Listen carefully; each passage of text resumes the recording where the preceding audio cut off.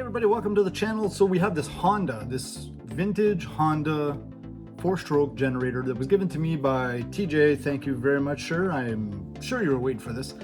And apparently hasn't run since the 80s. So I'm gonna guess probably more than half of you weren't even born in the 80s. So this is something new to me. I'm really excited to actually dig into this thing. I haven't even pulled the cord, so I'm not even sure if it's stuck. And let's do this.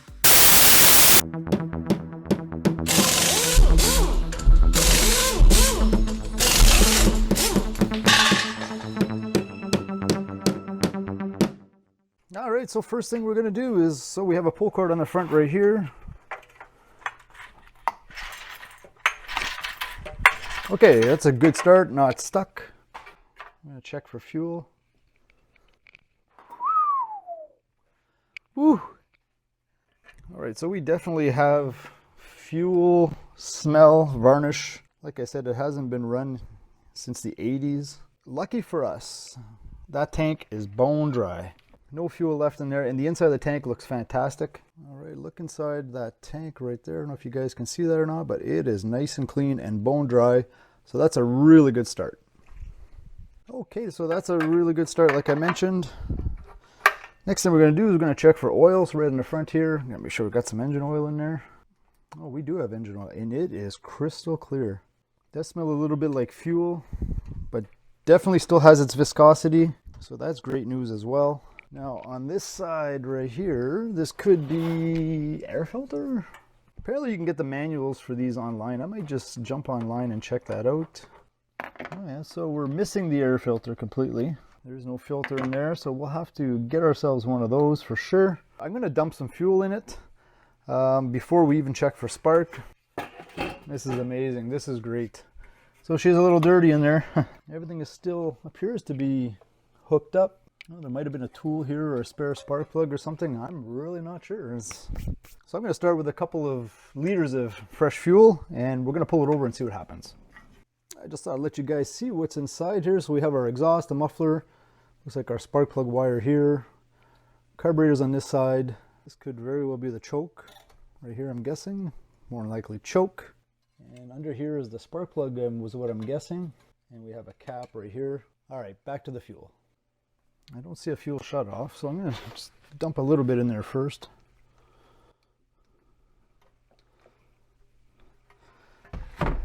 Helps if you take the cap off.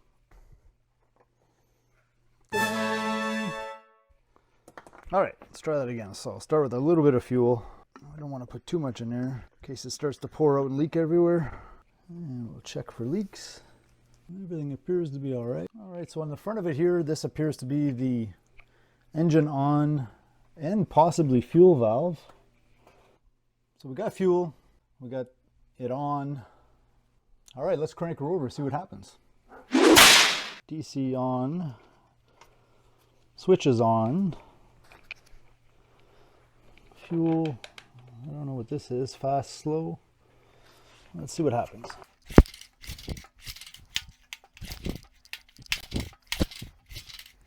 Well, the dog's not engaging all the time.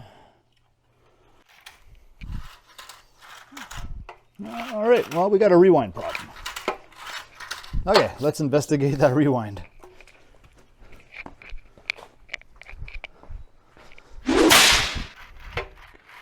All right, well, we got a bunch of screws and stuff to start taking this apart, so let's get at it.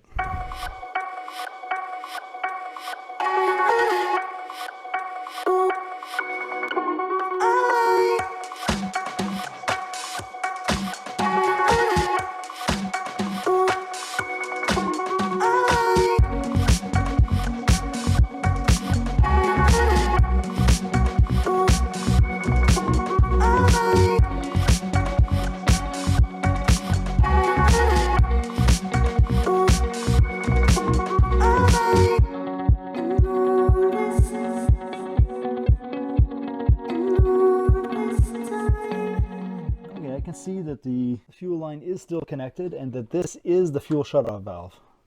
So that's on and off. There's a whole bunch of wires and stuff connected to this thing.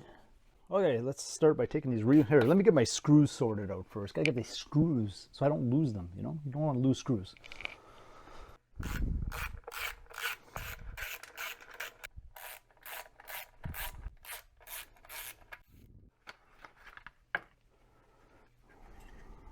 Wow. How deep do we gotta go? All right, I don't know why now all of a sudden it's working. Why is that working now? Well, it appears I miraculously fixed the rewind just by removing stuff, and it seems to be working. I mean, yeah, it seems to be working. So, how much of this do we have to put back together to try it? Not too much, I don't believe. I think we're still okay. Okay, so if it wants to work, we're gonna try it. All right, one thing I want to do, because I'm already so deep into it, I might as well just check for spark. Ew, cocoons. I'm just going to take this cover off quickly, pull the cord a couple times, and just make sure we got spark. And I cannot get that off without removing the shield. Does this little shield pop off? Oh, it does too. Look at that. Ooh, that is corroded and rust. That is a small spark plug. Look. The size of that spark plug, it's tiny. I'm going to remove that plug and we're going to check it out first. Looks like a 14 mil socket. How long ago was this spark plug taken out of here? It's incredible when you work on this kind of old stuff. That is the smallest spark plug I have ever seen in my life. It's so cute.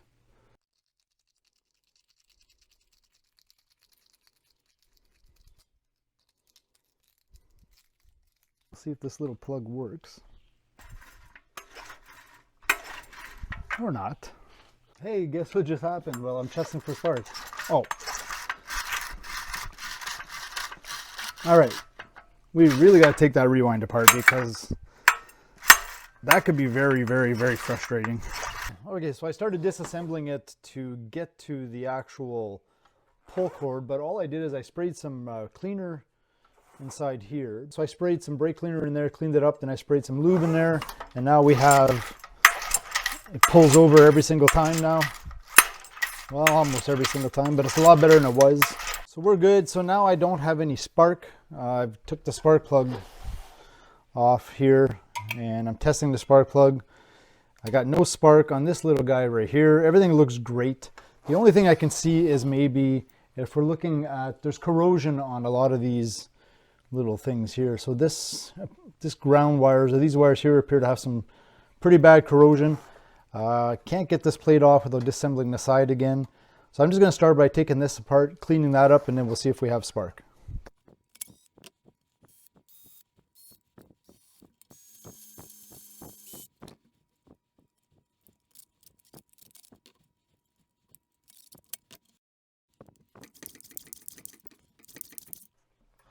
Okay, still no spark. So we're going to have to start going through this thing bolt by bolt, wire by wire, checking everything out. Now I do have a fuel leak that just started and I'm not sure where it's coming from. It's definitely dripping out of the bottom of the carburetor bowl there now. So we will need to stop that because it stinks. All right, we're into this real deep. Now, this fuel shutoff right here, which turns the fuel on and off, it also has and it works because I just turned it. It also has a switch that I'm guessing controls the spark. So I'm going to disassemble this and I'm going to take the opportunity when I have it apart to drain the tank. So I stop getting fuel in there. So I've gone ahead and disassembled the top piece here. And as you can see, there's a switch in the back here that's spring actuated. So I'm going to be checking that switch because I can see that that switch grounds down here. To remove this top piece, I had to take one screw off of here. And that switch is pretty corroded. Check it out. So here's the switch I was talking about right here. And this switch is actuated with the actual fuel lever. So when you move that fuel lever, it pulls this switch over. And you can see the serious corrosion on this switch. So I'm going to guess this might be a no spark issue here. So we are going to see if we can disassemble this piece right here, clean it up. Also, this is pretty rusty and dirty, so I'm going to grab the air line. I'm going to blow all this out and get all this cleaned up.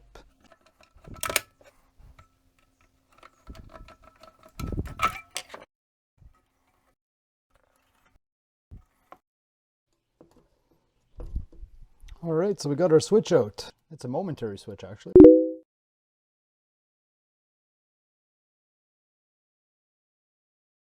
We'll just put an ohms meter on it and check it out.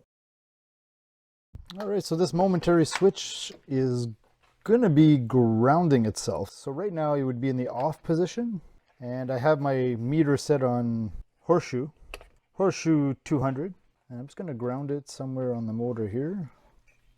All right, I got my alligator clippy thing grounded to the motor.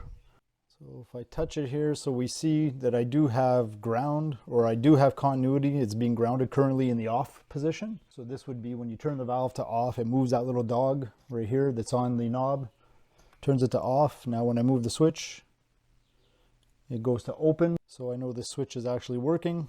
Now I just got to verify that it's operating correctly when it's on the unit. So this is probably not my issue.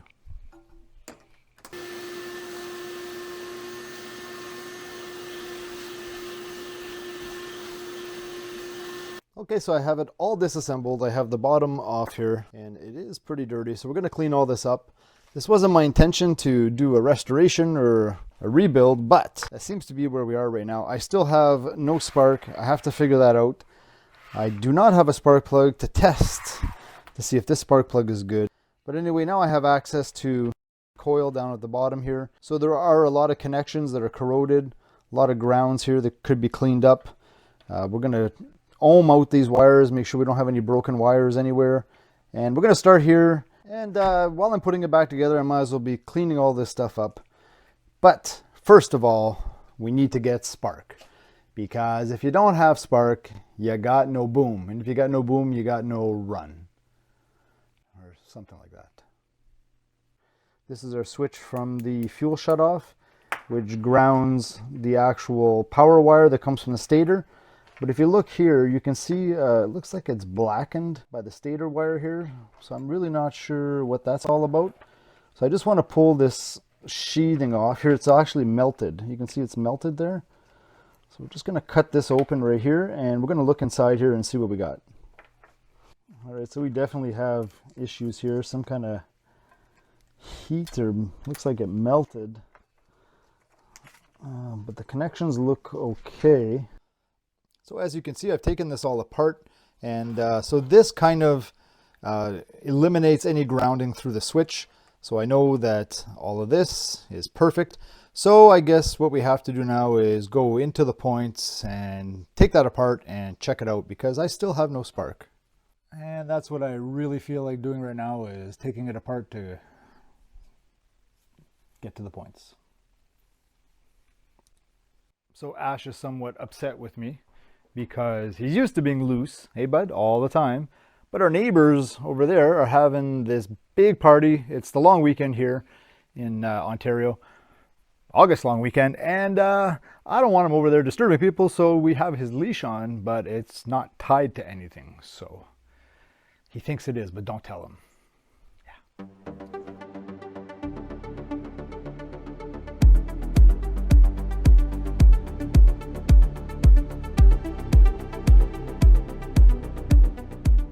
Okay, so getting to the points, super simple, guys. Just removed the fan over there. It was just a little nut right here and a little hammer just to get that loose, not hitting it too hard because it's just a cast aluminum. And this little cover here. And I'm surprised that it's actually very nice and clean in there. So I can see this is going to need some oil right here. This is oil for the shaft. And I can see the cam lobe. So all we're going to do now is we're just going to clean these up, because these are probably dirty. And if we open those up, I don't know if you guys can see in there, they're probably corroded because there's a lot of corrosion on this thing. It's sat for quite a while. We're going to clean these up, stick the cover back on. We're going to oil up the little piece of felt here.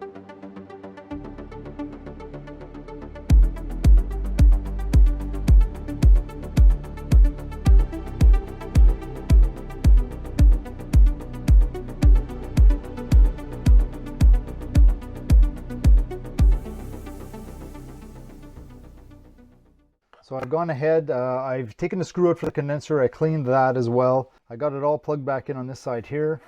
Now what we're going to do is, we have this little spark tester right here. So let's see if I can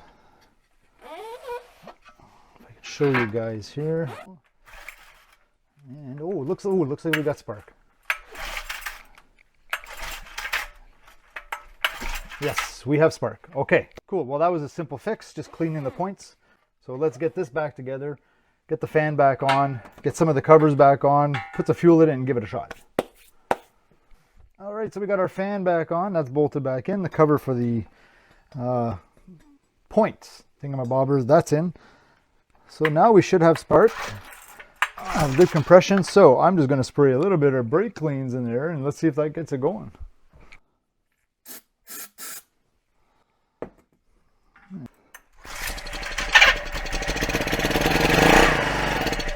Oh, we got a runner. So now we can worry about the carburetor and the fuel lines and all that other stuff. So first, why don't we just get it back together, and I'm going to pull that tank out. We're going to put some fuel in and we're going to try it.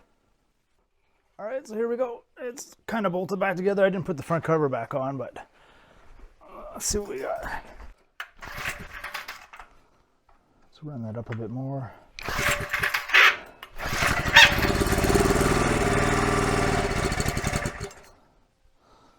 Woohoo! So we got it ran, and the little light came on in the front.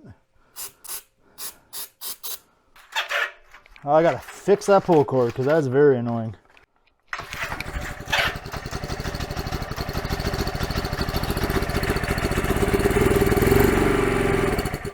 All right, well, I don't think it's running off the gas, just running off the brake cleans.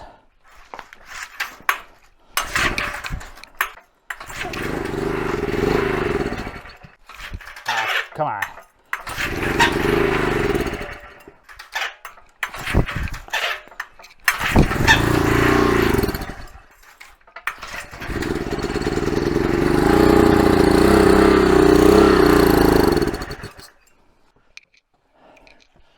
It runs.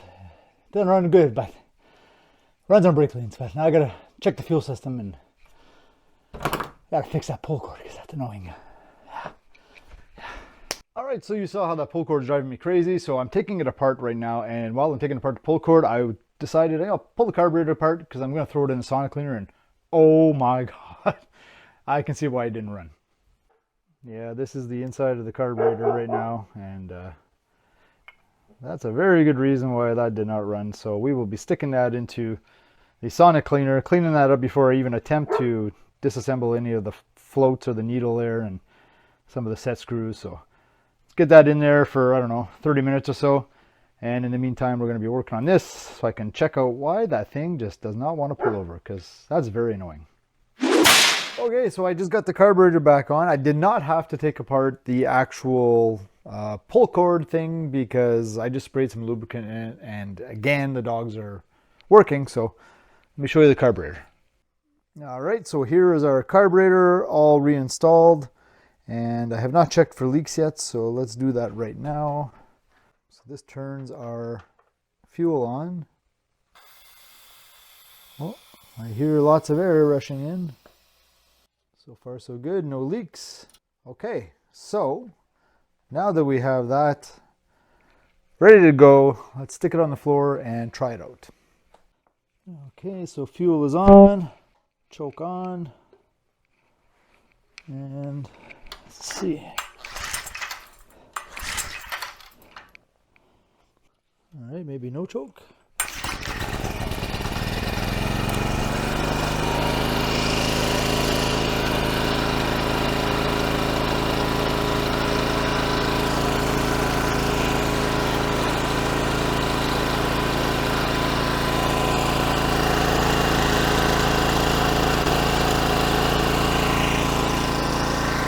Wow.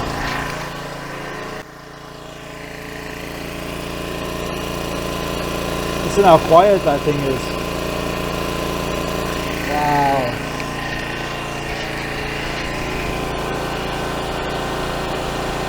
That thing runs so good.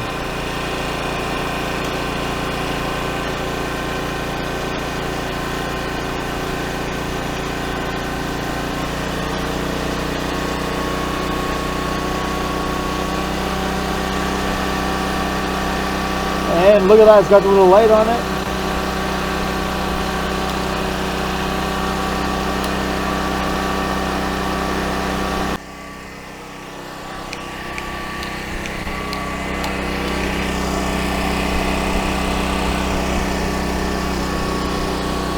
Haha, look at that.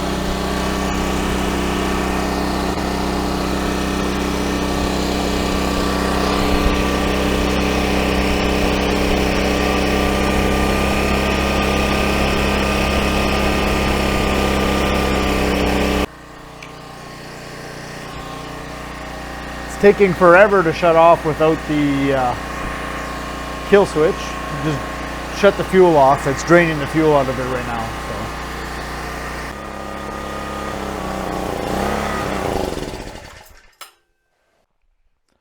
Okay, so that thing just ran about 2.5 minutes with the fuel shut off. I mean, that bowl holds not even an ounce of fuel. So if that's going to run 2.5 minutes under a little bit of load like that, that tank's going to last hours. So this is really exciting, and I'm really pumped to get this thing all back together.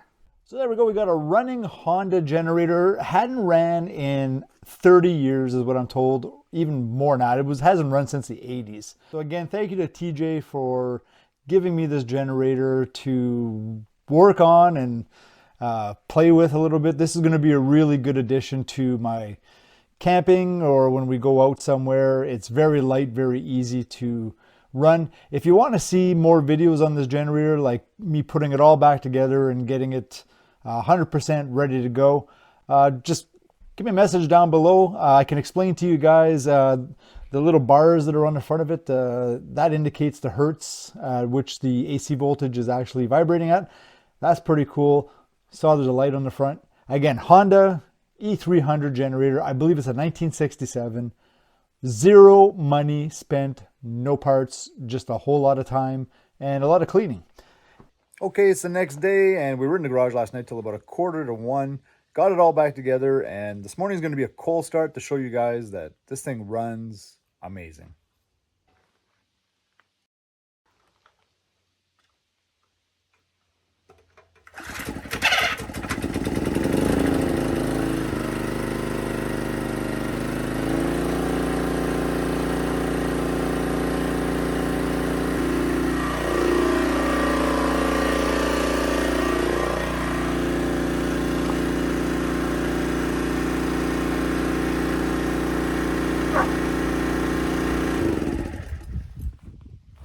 So thank you everybody for watching. I truly appreciate it, and we'll see you guys next time.